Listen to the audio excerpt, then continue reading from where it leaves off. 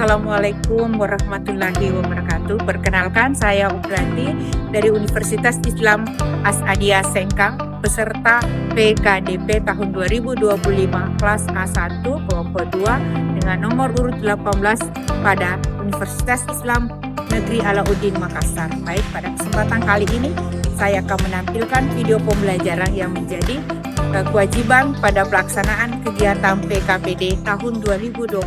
Selamat menyaksikan. Assalamualaikum warahmatullahi wabarakatuh. Waalaikumsalam warahmatullahi wabarakatuh. Apa kabarnya semua? Alhamdulillah. Sehat? Baik, alhamdulillah. Kembali kita dipertemukan di tempat ini untuk satu kewajiban, yaitu untuk berbagi kepada kalian. Materi kita hari ini adalah tentang pendidikan statistik. Sebelumnya saya mau cek kehadiran dulu. Sudah hadir semua? Alhamdulillah. Hadir ya? Baik. Ada yang sakit satu? Ada. Alhamdulillah, kita doakan semua mudah-mudahan mereka bisa cepat sembuh dan kembali bersama dengan kita. Baik, sebelum pembelajaran hari ini kita dimulai, mari kita berdoa bersama. Ada yang bisa memimpin doa? Saya. Ya, silakan. Baik teman-teman, sebelum kita memulai pelajaran ini, marilah kita sama-sama berdoa. Berdoa dimulai. Bismillahirrahmanirrahim. Rabbi zidni ilman warzuqni fahman. Amin ya rabbal alamin. Oke, setelah kita berdoa pada hari ini, mudah-mudahan doa kita dijawab oleh Allah Subhanahu wa taala. Sebelum kita masuk kepada materi, saya mau cek dulu apakah masih ada yang ingat pembelajaran sebelumnya? Masih ingat? Masih. Alhamdulillah. Ada yang bisa mengungkapkan apa materi kemarin minggu lalu? Ada? Baik, silakan. Saya Pung.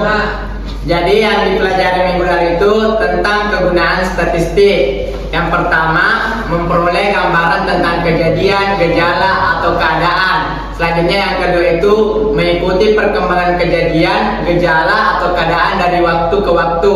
Ketiga, dapat menyusun laporan berupa data kuantitatif dengan teratur, ringkas, dan jelas. Selanjutnya dapat mengetahui hubungan antar gejala satu dengan gejala lainnya. Dan terakhir itu dapat meramalkan hal-hal yang akan terjadi di masa mendatang. Oke, bagus. Semua sunyikan.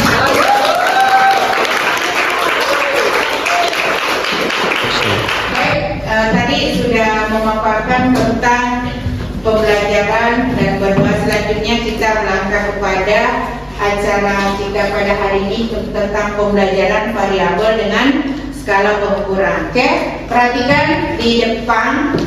Coba kalian semua ambil kertas, sudah ya? Tulis apa yang kalian pahami tentang apa itu variabel dan pengukuran. Nanti setelah kalian tulis, coba semua ditempel di papan tulis ini hasil. Oke, saya persilakan untuk ditulis.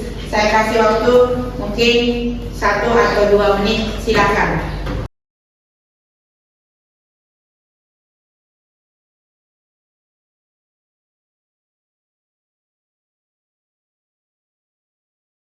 Kalau sudah selesai, silakan ditempel di sini, yang warna merah di sebelah sini dan yang warna putih di sebelah sini.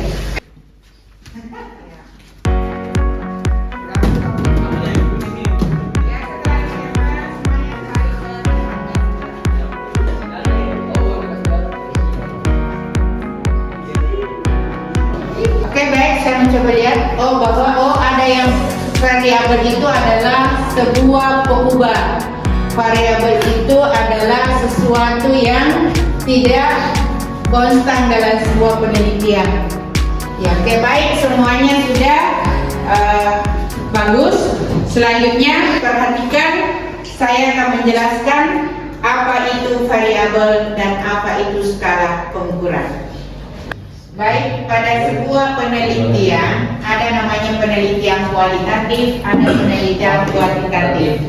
Nah, sekarang untuk penelitian kualitatif dikenal dengan istilah apa kalau kualitatif? Itu namanya fokus penelitian. Sementara pada penelitian kuantitatif itu dikenal dengan istilah variabel. penelitian kuantitatif itu hanya dikenal istilah variabel. Nah, variabel itu apa? Variabel adalah faktor yang atau karakteristik yang dapat diamati dan diukur. Tadi di sini sudah ada yang jelas tahu variabel itu perubahan, variabel itu sesuatu yang dapat diukur. Ya, misalnya apa? Tinggi badan, suhu atau prestasi belajar. Ya, kalau sudah dimengerti tentang variabel itu, selanjutnya kita akan membahas seperti apa variabel itu dan jenis-jenisnya pada skala pengukuran. Selanjutnya saya minta kalian ya perhatikan LK2.1. Kita akan mengidentifikasi jenis-jenis variabel dan skala pengukuran.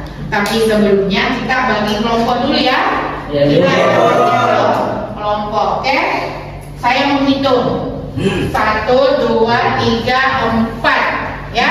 1, 2, 3, 4. 1, 2, 3, 4. Jadi semua yang bernomor 1 kumpul dengan yang bernomor 1 sesama nomor 1.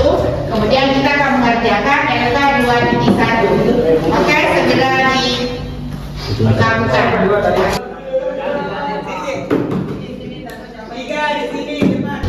Oke, jadi ditulis saja semuanya yang Anda pahami tentang seperti apa itu jenis-jenis variabel.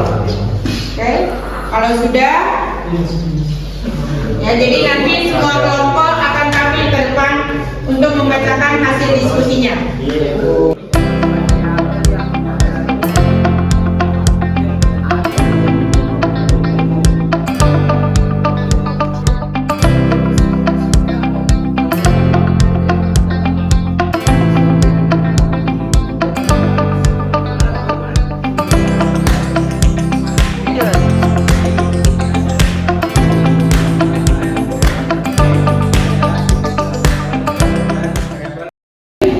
Alhamdulillah tadi hasil kerjanya semua sudah bagus. Diskusinya sekarang saya akan lanjutkan untuk menjelaskan pendalaman materinya ya. Jadi pada hakikatnya jawaban yang Ananda semua berikan tadi itu sudah sesuai dengan harapan kita. Tetapi langkah lebih baiknya perhatikan slide yang di atas bahwa seperti apa itu variabel independen, bahwa variabel yang mempengaruhi atau menjadi sebab perubahan atau timbulnya variabel independen. Dan selanjutnya untuk variabel dependen atau independen adalah variabel yang dipengaruhi atau menjadi akibat variabel independen. Variabel kontrol, variabel yang mempengaruhi atau memperlemah antara variabel independen dengan dependen. Misalnya contoh ya, ini contoh judul penelitian pengaruh metode pembelajaran berbasis masalah atau PBL terhadap hasil belajar santri ditinjau dari tes awal santri pesantren. Nah, di sini variabel ya terdiri dari dua variabel, yaitu metode pembelajaran sebagai variabel independen dan ya hasil belajar santri adalah variabel dependennya. Oke, jadi seperti itu penjelasan. Sementara skala pengukuran tadi sudah dijelaskan dengan baik bahwa sesungguhnya skala pengukuran itu ada namanya skala nominal, ordinal, interval, dan rasio. Ini semua digunakan pada saat kita melakukan penelitian kuantitatif. Nah, perbedaan antara dan penggunaan dari skala-skala itu kalau nominal, masih ingat waktu di SD kenal dengan istilah bilangan cacat? Baik, bilangan prima? Nah, sekarang nominal itu artinya kategori yang masing-masing data setara, tidak ada tingkatan. Misalnya begini, tidak ada itu kita kenal jenis kelamin. Jenis kelamin ada perempuan dan laki-laki. Pekerjaannya apa, jenis katanya itu nominal. Misalnya berapa laki-laki 2, berapa perempuan 3, tidak boleh kita mengatakan 2,5 laki-laki, 2,5 perempuan. Jadi itu namanya nominal. Sementara kalau ordinal adalah kategorisasi dan masing-masing data tidak setara. Ada tingkatannya, misalnya pendidikan, SD, SMP, SMA, kemudian kepuasan konsumen, misalnya tidak puas itu nanti ada istilahnya skala pengukuran ordinal. Yang ketiga adalah interval. Misalnya nilainya berapa A? Dari interval 85 sampai 100. Itu namanya interval. Ini juga berlaku pada penelitian kuantitatif ya ini. Bagian dari kemudian yang terakhir adalah rasio. Tidak ada kategori seperti nominal dan ordinal. Ya, jadi itu jumlah tabungan, jumlah produksi padi, berat badan. Maka ini dipakai angka desimal. Misalnya berapa berat badan tak? 56,3 ya. Beda tadi kalau nominal tidak boleh mengatakan berapa jenis kelaminnya, 15,2 ya. Itu ya perbedaan antara setiap skala pengukuran ini. Oke, baik. Di akhir perkuliahan kita ini ada nggak yang mau bertanya?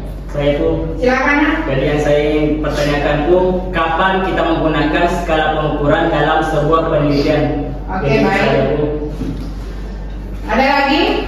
Saya pun. Silakan. Tapi Bung, jadi pertanyaan saya, apakah boleh dalam sebuah penelitian kuantitatif variabelnya hanya 2? Mungkin itu saja, Bu. Oke, siapa lagi? Masih ada lagi satu? Saya Bu. Jadi pertanyaan saya adalah mengapa variabel itu penting? Mengapa variabel itu penting? Oke. Baik, pertanyaannya semua cukup bagus. Baik, saya akan menjelaskan. Pertanyaan pertama tadi, kapan kita menggunakan skala pengukuran?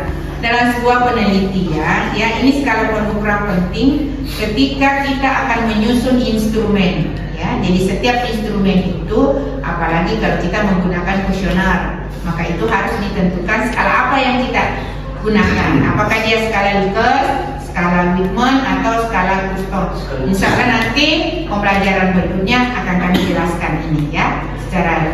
Untuk yang kedua, apakah boleh dalam sebuah penelitian 2 variabel? Boleh.